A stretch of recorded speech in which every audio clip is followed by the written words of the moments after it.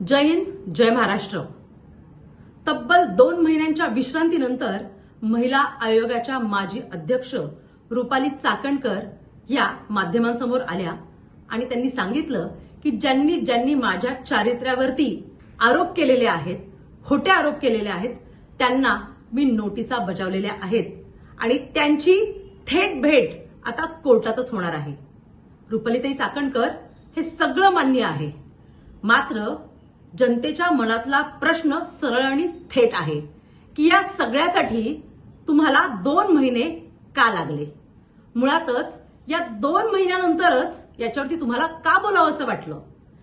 तुमच्यावरती आरोप तेव्हापासून होत होते जेव्हा हे खरात प्रकरण सुरू झालं, मग तेव्हाच तुम्ही तुमच्यावरती होणारे आरोप का खोडून काढले नाहीत। तुम्ही खऱ्या होत्या, तुम्ही सच्च्या होत्या, तर तेव्हाच माध्यमांसमोर येऊन या सगळ्याचा खुलासा करायला हवा होता, म्हणजे हे दिसणारं चित्र निदान थोडंसं धुसर झालं असतं।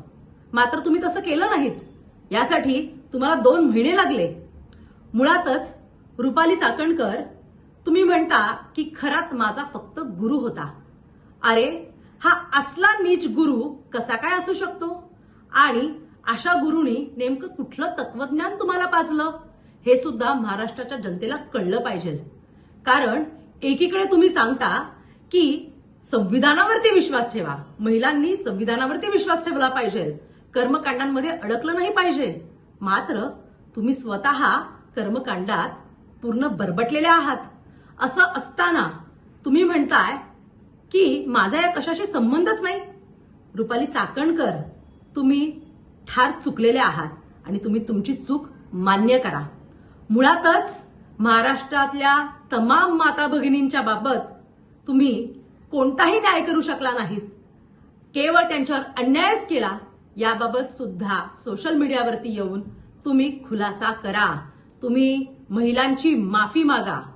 मुळातच खरात प्रकरण हे अगदी आपल्याला दिसतंय तसं नक्कीच नाहीये, याच्यामध्ये अनेक लोक अडकलेली आहेत।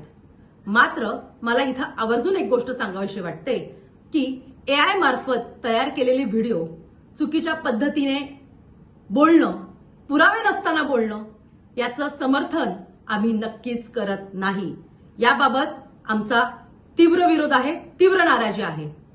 परंतु जेव्हा रुपाली चाकणकर या पुढारी खबरदार या पत्रकाराचा पेपर बंद पाडतात, केवळ त्यांनी एक मथळा छापला की कॅप्टनचा भांडाफोड करणार, तर तेव्हा याच रुपाली चाकणकर यांनी महिला आयोगाचं लेटर हेड वापरून पोलिसांच्या दबाव टाकून तो पेपर बंद पाडला।